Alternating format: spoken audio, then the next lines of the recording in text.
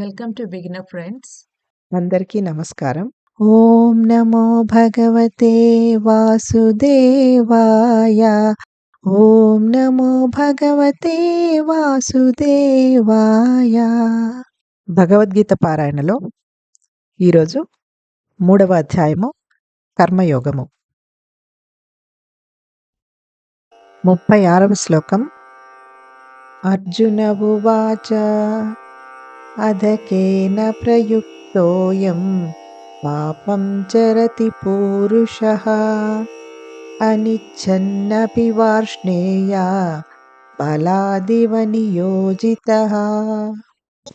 తాత్పర్యము: అర్జునుడు ఇలా అడుగుతున్నాడు: ఓ వృష్ణి వంశీయుడా శ్రీకృష్ణ, ఎందుకు ఒక వ్యక్తి అయిష్టంగానైనా బలవంతంగా ఏదో శక్తి చేయించినట్లు పాపపు పనులు చేయడానికి ప్రేరేపింపబడును? శ్రీకృష్ణుడు ఇంతకు పూర్వ శ్లోకంలో రాగద్వేషాల ప్రభావాలకు లోను కావద్దు అని చెప్పి ఉన్నాడు. అర్జునుడు అలాంటి దివ్యమైన జీవనాన్ని గడపాలనుకుంటున్నాడు.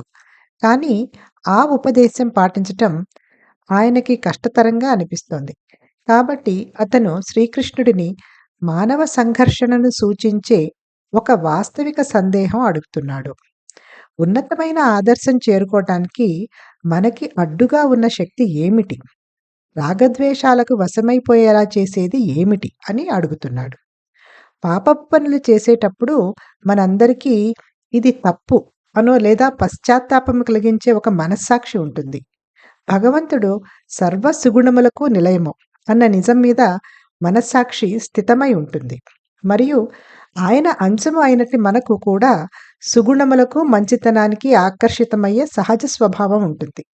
జీవాత్మకు సహజ స్వభావంగా ఉన్న మంచితనము మనస్సాక్షికి స్వరాన్ని ఇస్తుంది. కాబట్టి దొంగతనం చేయటం, మోసం చేయటం, దూషించటం, లాక్కోవడం, హత్య చేయటం, హింసించటం మరియు అవినీతి అనేలాంటివి తప్పు అని తెలియదు అని సాకులు చెప్పలేము. మన సహజ జ్ఞానం ద్వారా ఇవి పాపిష్టి పనులు అని మనకు తెలుసు. అయినా మనం ఏదో ఒక బలీయమైన శక్తి ప్రేరేపించినట్లుగా ఈ పనులు చేస్తుంటాము. ఆ బలీయమైన శక్తి ఏమిటి అని అర్జునుడు అడుగుతున్నాడు. Meaning of the Shloka is: Arjuna is asking, O Sri Krishna, descendant of Vrishni, why is a person impelled to commit sinful acts, even unwillingly, as if by a force?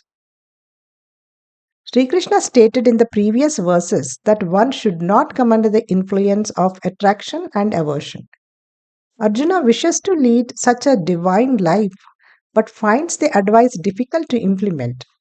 So he asks Sri Krishna a question that is very realistic and representative of the human struggle. He says, what force prevents us from reaching this high ideal? What makes one succumb to attachment and aversion? We all have a conscience that makes us feel remorseful while committing a sin.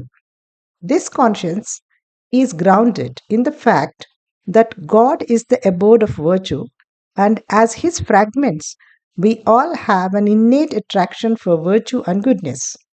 The goodness that is the nature of the soul gives rise to the voice of conscience. Thus, we cannot make the excuse that we did not know stealing, swindling, libel, extortion, murder, oppression, and corruption are sinful activities. We intuitively know these deeds to be sinful, and yet we commit such acts as if some strong force impels us to do them. Arjuna wishes to know what that strong force is. ఓం నమో భగవతే వాసుదేవాయ.